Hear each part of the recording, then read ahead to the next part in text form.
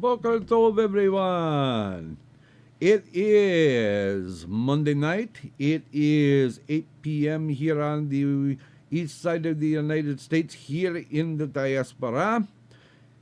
This is the Maimon Beit Knesset, therefore it must be Zeyde Story Corner.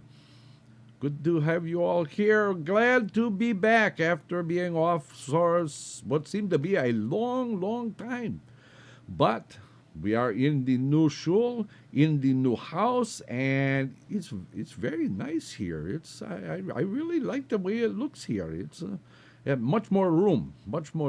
Okay, so we are going to continue on with okay, so everybody's saying Shalom, Zeyde, and Rabbi. The Rabbi is not here. I am here all by myself. And Ethan, I hear the Rabbi talks to a stuffed tiger, or a stuffed lion, or a stuffed animal of some kind anyway. So I think the guy is just a little bit off. Anyway, we are going to continue on with our story that we left off. These are the stories of Aunt Naomi. And tonight's story is going to be... Start with the beggar king. Okay.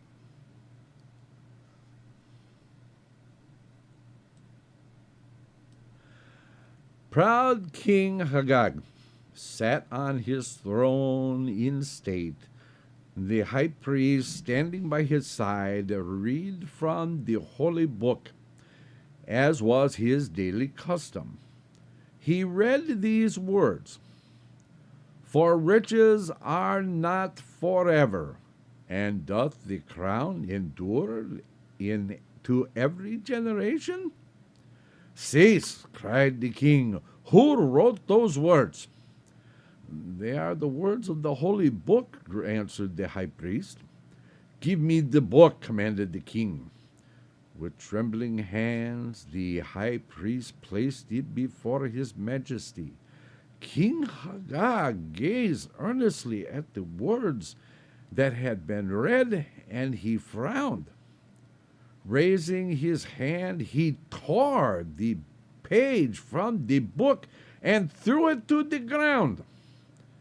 "I, Hagag, am king," he said, "and all such passages that offend me shall be torn out." He flung the volume angrily from him while the high priest and all his courtiers looked on in astonishment. "I have heard enough for today," he said. "Too long have I delayed my hunting expedition. Let the horses be got ready." He descended from the throne, stalked haughtily past the trembling figure of the high priest, and went forth to the hunt. Soon he was riding furiously across an open plain toward a forest where a wild stag had been seen. A trumpet sounded, the signal that the deer had been driven from its hiding place. The king urged his horse forward to be the first in the chase. His majesty's steed was the swiftest in the land. Quickly it carried him out of sight of his nobles and attendants. But the deer was surprisingly fleet, and the king could not catch up with it. Coming to a river, the animal plunged in and swam across. Scrambling up on the opposite bank, its antlers got caught in the branch of a tree, and the king, arriving at the river, gave a cry of joy. "Now I have thee," he said, springing from his horse, and divesting himself of his clothing, he swam across with nothing but a sword. As he reached the opposite bank, however, the deer freed itself from the tree and plunged into a thicket. The king, with his sword in his hand, followed quickly, but no deer could he see. Instead, he found, lying on the ground beyond the thicket, a beautiful youth clad in a deerskin. He was panting as if after a long run. The king stood still in surprise, and the youth sprang to his feet. "I am the deer," he said. "I am a genie, and I have lured thee to this spot, proud king, to teach thee a lesson for thy words this morning." Before King Hagag could recover from his surprise, the youth ran back to the river and swam across. Quickly he dressed himself in the king's clothes and mounted the horse just as the other hunters came up. They thought the genie was King Hagag, and they halted before him. "Let us return," said the genie. "The deer has crossed the river and has escaped." King Hagag, from the thicket on the opposite side, watched them ride away, and then flung himself on the ground and wept bitterly. There he lay until a woodcutter found him. "What do you do here?" asked the man. "I am King Hagag," returned the monarch. "Thou art a fool," said the woodcutter. "Thou art a lazy, good-for-naught to talk so. Come, carry my bundle of sticks, and I will give thee food and an old garment." In vain the king protested. The woodcutter only laughed the more, and at last, losing his patience, he beat him and drove him away. Tired and hungry, and clad only in rags which the woodcutter had given him, King Hagag reached the palace late at night. "I am King Hagag," he said to the guards, but roughly they bade him begone. And after spending a wretched night in the streets of the city, His Majesty next morning was glad to accept some bread and milk offered to him by an old woman who took pity on him. He stood at the street corner, not knowing what to do. Little children teased him. Others took him for a beggar and offered him money. Later in the day, he saw the genie riding through the streets on his horse. All the people bowed before him and cried, "Long live the king!" "Woe is me," cried Hagag in his wretchedness. "I am punished for my sin of scoffing at the words of the holy book." He saw that it would be useless for him to go to the palace again, and he went into the fields and he tried to earn his bread as a laborer. But he was not used to work. However, but for the kindness of the very poorest, he would have died of starvation. He wandered miserably from place to place until he fell in with some blind beggars who had been deserted by their guide. Joyfully, he accepted their offer to take the guide's place.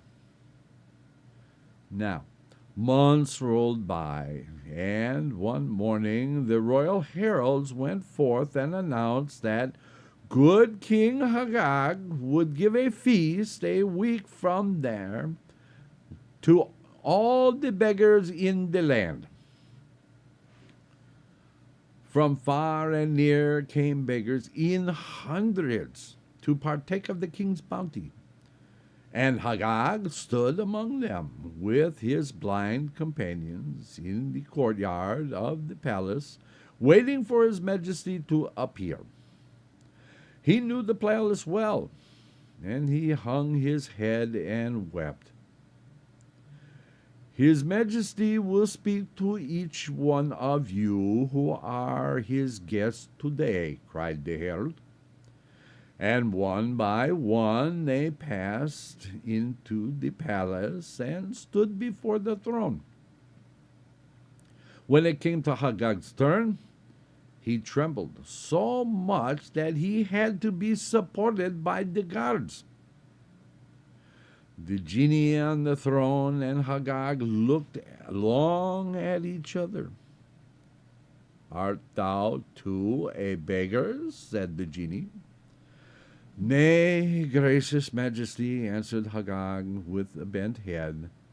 I have sinned grievously and have been punished. I am but the servant of a troop of blind beggars to whom I act as guide. The genie king signed to his courtiers that he desired to be left alone with Hagag. Then he said, Hagag, I know thee. I see that thou hast repented. It is well. Now canst thou resume thy rightful place. Gracious majesty, said Hagag, I have learned humility and wisdom. The throne is not for me. The blind beggars need me. Let me remain in their service. It cannot be, said the genie. I see that thou art truly penitent. Thy lesson is learned, and my task is done. I have seen the blind beggars lack. I will see that the blind beggars lack not. With his own hands he placed the royal robes on Hagag, and himself donned those of the beggar. When the courtiers returned, they saw no difference. King Hagag sat on the throne again, and nowhere in the whole world was there such a monarch who ruled more wisely or showed more kindness and sympathy to all his subjects. What a lovely story that was, huh? Okay. Our next story for this evening is a good one too. The Quarrel of the Cat and Dog. In the childhood of the world, when Adam named all the animals and ruled over them, the dog and the cat were the greatest good friends. They were inseparable chums in their recreations, faithful partners in their transactions, and devoted comrades in all their adventures, their pleasures, and their sorrows. They lived together, shared each other's food, and confided their secrets, but none but themselves. It seemed that no possible difference would ever arise to cause trouble between them. We shall see about that, huh? Okay. When winter came, when the first winter came, it was a new experience for them to feel the cold wind cutting through their skins and making them shiver. The dismal prospect of the leafless trees and the hard, cold ground weighed heavily upon their hearts. And, worse still, there was less food. The scarcity grew serious. The hunger plunged them into unhappiness and despair. Doggy became melancholy, while Pussy grew peevish. then petulant, and finally developed a horrid temper. "We cannot go on like this," moaned the cat. "I think we better dissolve our partnership.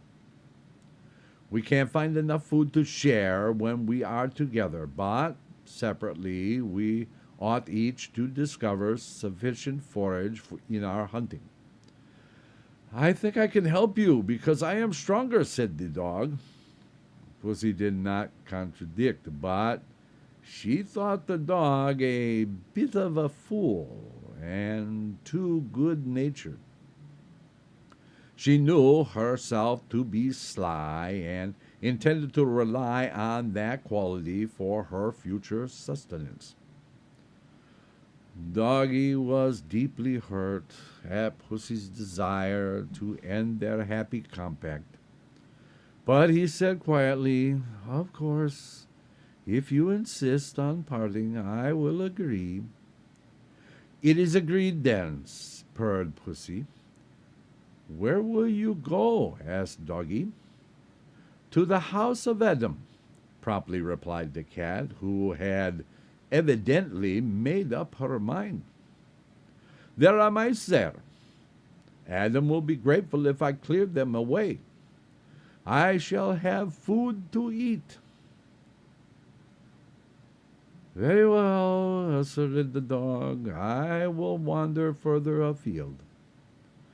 Then the cat said solemnly, "We must each take an oath never to cross the other's path. This is the proper way to terminate a business agreement. The serpent says so, and he is the wisest of all animals." They put their front forepaws together and gravely repeated an oath never to interfere with each other by going to the same place. Then they parted. Doggy trotted off sorrowfully with his head hanging down. Once he looked back, but Puss did not do so. She scampered off as fast as she could to the house of Adam. "Father Adam," she cried, "I have come to be your slave. You are troubled with mice in the house. I can rid you of them. I want nothing else for my services." "Thou art welcome," said Father Adam, stroking Pussy's warm fur. Puss rubbed her head against his feet, purred contentedly, and ran off to look for mice. She found plenty, and soon grew fat and comfortable. Adam treated her kindly, and soon she forgot all about her former comrade. Now, the poor dog did not fare so well. Indeed, he had a rough time. He wandered aimlessly about the frozen ground and could not find the slightest scrap of food. After 3 days, weary, paw-sore, and dispirited, he came to a wolf's lair and begged for shelter. The wolf took pity on him, gave him some scraps of food, and permitted him to sleep in the lair. The dog was most grateful, and sleeping with his ears on the alert, he heard stealthy footsteps in the night. He told the wolf.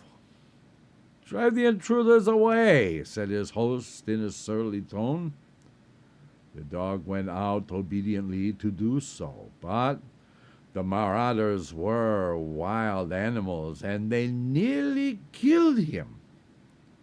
He was lucky to escape with his life. After bathing his wounds in a pool in the early morning, he wandered all day long, but again could not find anything.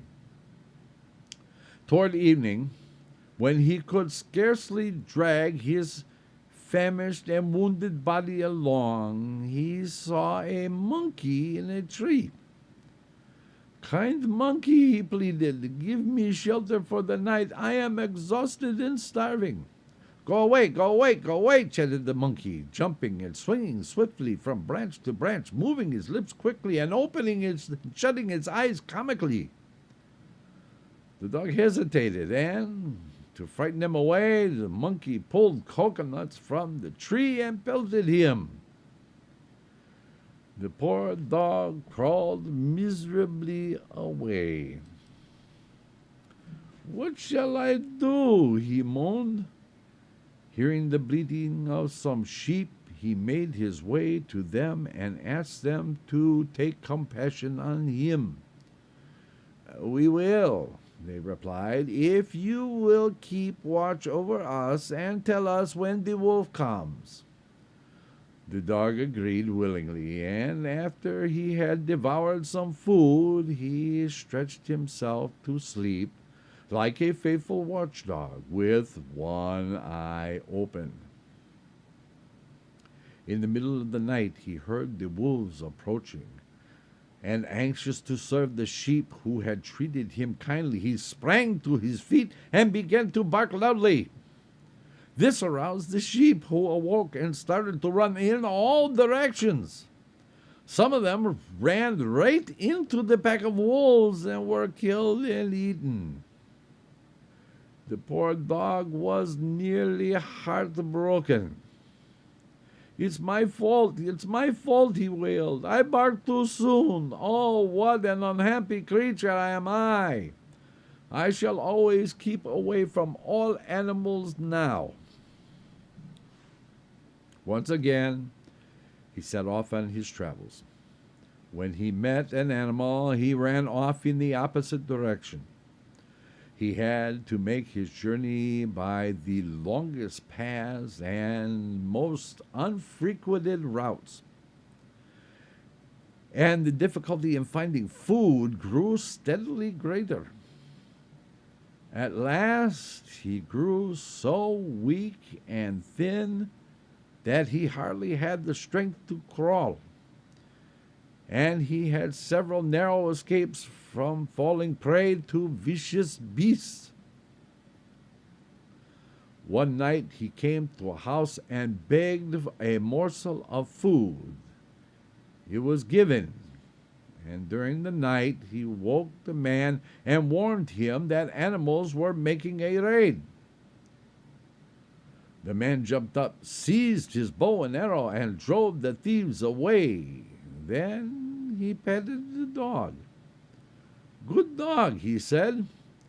You are a wise animal. Stay with me always. You will find Father Abraham kind. Father Abraham, cried the dog in alarm. I must not stay here. Nonsense. I say you must stay, answered Adam. The dog was compelled to obey.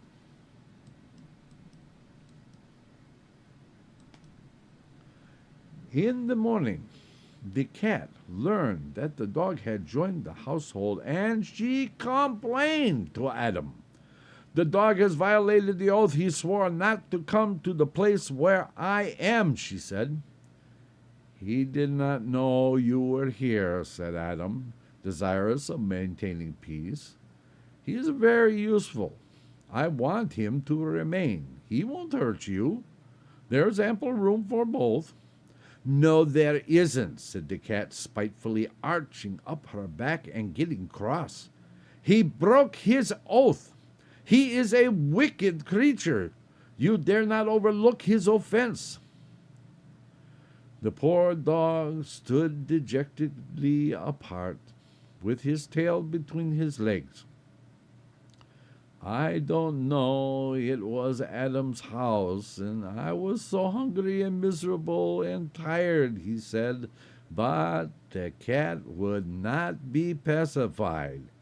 She thrust out her ugly claws and tried to scratch her former partner. The dog kept away from her as much as possible, but she quarreled with him at every opportunity, and at last he determined to tolerate her conduct no longer. I must leave you, Father Adam, he said. The cat is making my life unbearable. But I want you, said Adam. I'm sorry, said the dog firmly, but it is really impossible for me to continue in your service. I've got another situation at the house of Set. He wants me to. Won't you make friends with the cat? Asked Adam. With pleasure, if she will let me, but she won't. You blame each other, said Adam, losing patience. I can't make you out. You look like you will quarrel forever. Adam's words have proven true. Ever since that time, the cat and dog have failed to agree. And cat will never consent to be friendly again with the dog. And now you know why cats and dogs are not so good friends, eh? Okay. Okay, we are at our halfway point. We are going to take our 6-minute break, and when we return, we will go on with the story of the water baby. So please, everyone stay tuned. We will be back in 6. Let's all go to the lobby. Let's all go to the lobby. Let's all go to the lobby to get ourselves a treat. Delicious things to eat. The popcorn can't be beat. The sparkling drinks are just dandy. The chocolate bars and the candy. So let's all go to the lobby to get ourselves a treat. Let's all go to the lobby to get ourselves a treat. It's intermission time, folks, so hurry, hurry, hurry. Step right over to our refreshment center for the most extravagant array of refreshment goodies ever assembled under one roof.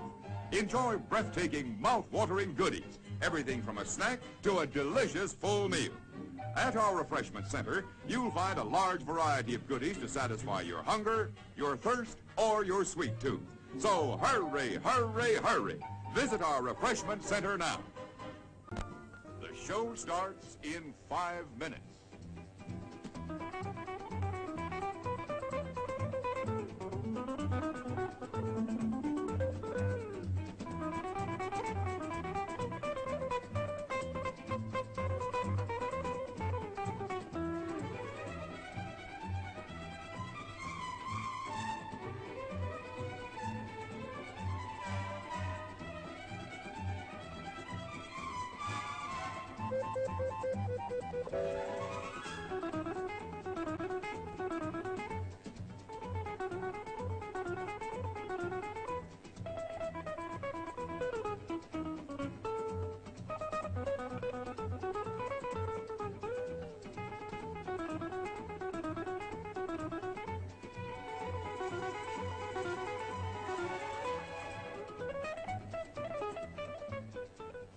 The show starts in 4 minutes.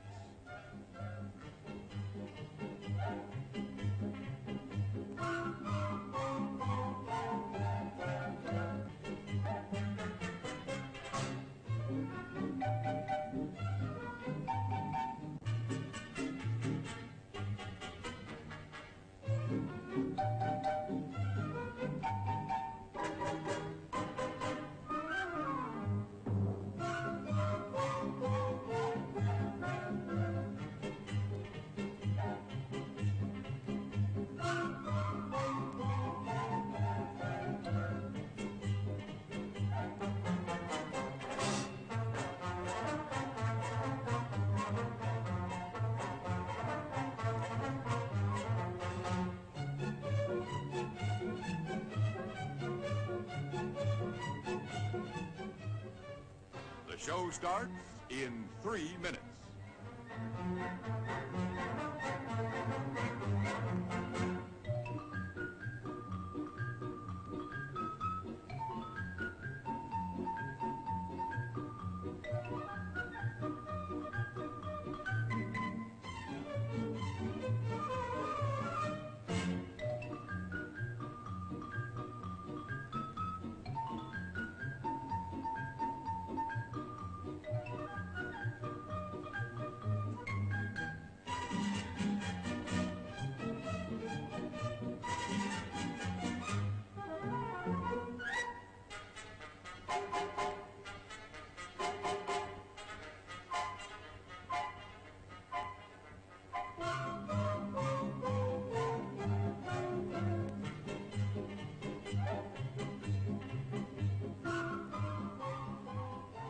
show starts in 2 minutes.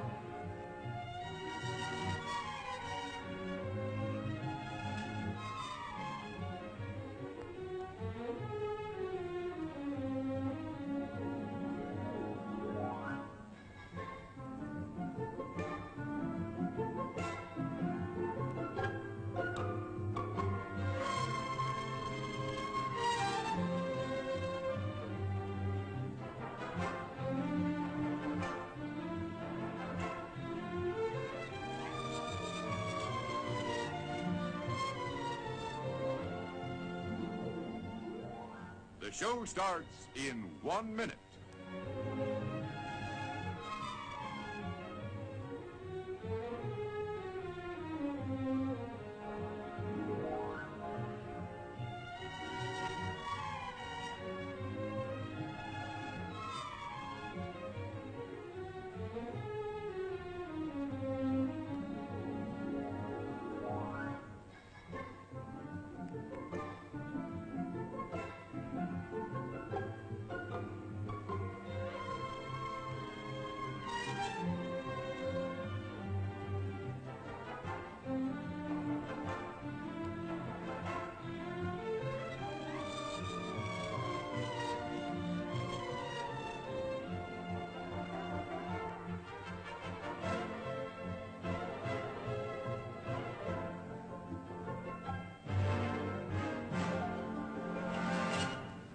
And now, on with the show.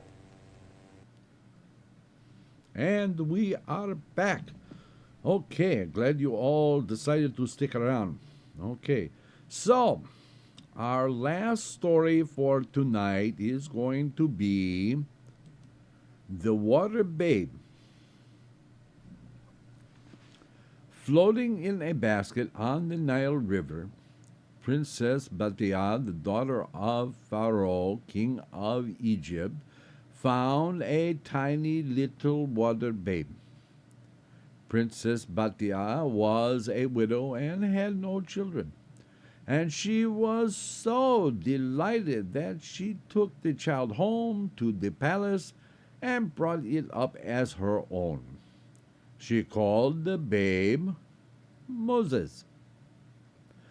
He was a pretty little boy, full of fun and frolic as he grew up, and he became a favorite with everyone in the palace, even the cruel King Pharaoh, who had ordered that all the Hebrew boy babies should be drowned, loved to play with him. His ministers of state and magicians, however, frowned when they saw Moses, as soon as he could toddle and talk, making a playmate of the king. They warned Pharaoh that he was dangerous and it was dangerous to give a strange child such privileges. But Princess Batia only laughed at them. So did her mother, the queen, and King Pharaoh also took no notice. When Moses was 3 years old, Princess Batia gave a birthday party in his honor. It was a really big banquet and was attended by king and queen and all the courtiers. Moses was seated at the head of the table, and his eyes opened very wide with wonderment at everything he saw. It seems such a ridiculous lot of solemn fuss to him. He would rather have played on the floor or climbed on the table, but of course they would not allow him. "What does all this mean?" he asked of the king, who was seated next to him. "Tell me," he said playfully, pulling King Pharaoh's beard? The courtiers looked on horrified, and Bilam, the chief magician, cried out, "Beware, O king, this is not play." "Heed not these words, my father," said the princess. "Bilam is ever warning thee. If thou wert to take notice of all that he says, thou wouldst not have a moment's peace. Take our little babe on thy knee and play with him." To please the princess, King Pharaoh did so, and Moses amused himself by playing with the glittering jewels on his majesty's robe. Then he looked up and stared hard at the king's head. "What is that?" he asked, pointing. "That is the royal crown," answered Pharaoh. "No, it's not. It's only a funny hat," replied Moses. "Beware," chimed Bilam solemnly. "Let me put the hat on," said Moses, reaching up his little hands, and before they could stop him, he had taken the crown from the king's head and put it on his own.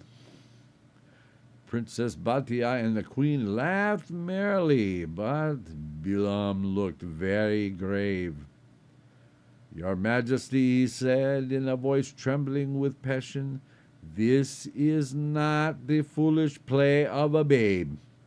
This child, remember, is not as other children.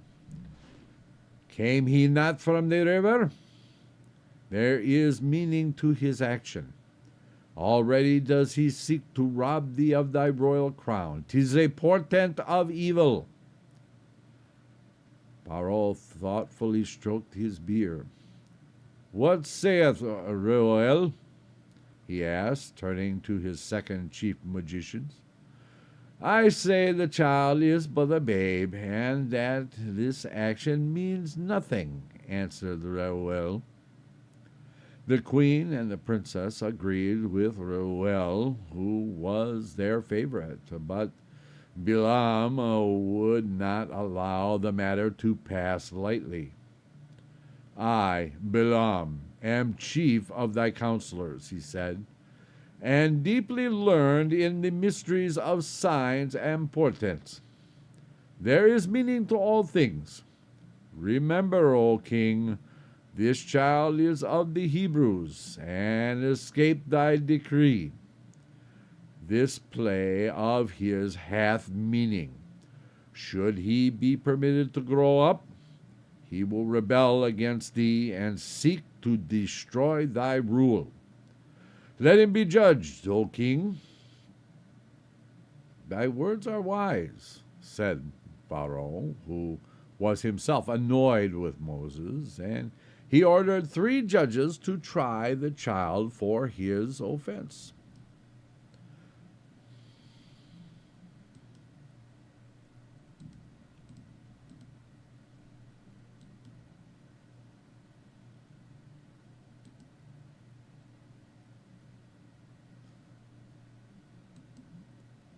There we go. Okay. Little technical issue, but we got it straightened out. So here we go again. Moses thought it was a new game, and he clapped his hands gleefully when they took him to the court of justice and stood him in front of the judges. He heard Reuel plead on his behalf, but he did not understand it. "I say he is but a babe and does things without meaning," Reuel exclaimed. "Put him to the test and see if he knows the difference between fire and gold. Place before him a dish of fire and a dish of jewels and gold. If he grasps the jewels, it will prove that he is no ordinary child. But if he places his hand into the fire, we be assured he is merely a foolish babe." "So be it," said Bilam. "And if he grasps the jewels, let his punishment be instant death. Pharaoh and the judges agreed, and 2 dishes, one containing burning coals and the other gold and precious stones, were brought in and placed before Moses. Everyone looked on keenly as Moses stared at the dishes. Princess Batias made signs to him, but Bilam ordered her to cease, and it was Reuel who comforted her and dried her tears. "Take my magic staff," he said, handing her a stick that seemed to be made of one large precious stone. This was given to Adam when he left the Garden of Eden, and was handed down to me through Enoch and Noah, through Abraham and Yaakov and Yosef, who left it in my keeping. Take the staff, and Moses will obey whatever be thy wish." The princess took the staff and pressed it to her lips. "I wish," she said, "that my little water babe shall seize the burning coals." Moses thrust his fingers into the fire and pulled out a glowing coal. With a cry, he put his fingers in his mouth to ease the pain and burned his tongue with the coal. Ever afterward, he lisped. The princess snatched Moses and pressed him tightly to her bosom. "Give me the magic stick," she said to Reuel, "so that I may guard and protect the child."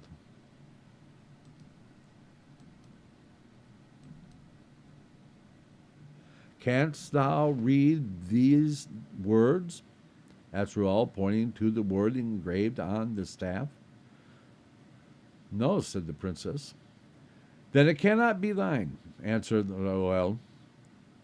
"Whosoever reads this name can understand all things, even the thoughts of animals and birds. Fear not, for Moses, in years to come this staff shall be his." And it was so. It came to pass, years afterward, when Moses was a man and fled from Egypt, he married the daughter of Reuel, who became a Hebrew and took the name of Jethro, or Yitro. Reuel planted the staff in his garden, and Moses saw it. He read the magic word and touched the staff, and it came out of the ground into his hands. With this staff, Moses performed the wonderful signs in Egypt when he delivered the children of Israel from bondage, as is related in the Torah. Ta-da! Okay. The page don't seem to want to turn tonight. Yeah, I know that. It's not quite sure why, but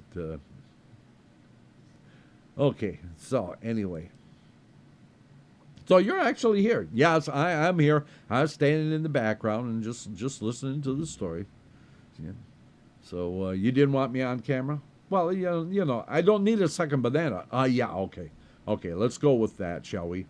Okay, so anyway, this next story, which we are going to wait for next week, is a long story. May take us a couple of days to get through it, but it is a wonderful story. It is called Sinbad of the Talmud. Now, if you thought Sinbad the sailor was from the Arab stories, not true. It actually comes from the Talmud. So, next week we shall learn about the Sinbad of the Talmud. Okay, so tomorrow night, here's the rabbis discuss, and their special guest is going to be Rabbi Craig Wyckoff, and they're going to talk about the current situation in Eretz Israel and what it means in the United States to the Jews here and in the geopolitical arena. So don't miss it. If you didn't get a chance to see last week's show, you should look that up. It was very interesting. We had Gandhi on. Okay, so, and then on Wednesday night is the Torah study with Rabbi Ariel and Rabbi Anshel. And they will be studying the Parsha of the week, which is Parsha Noach.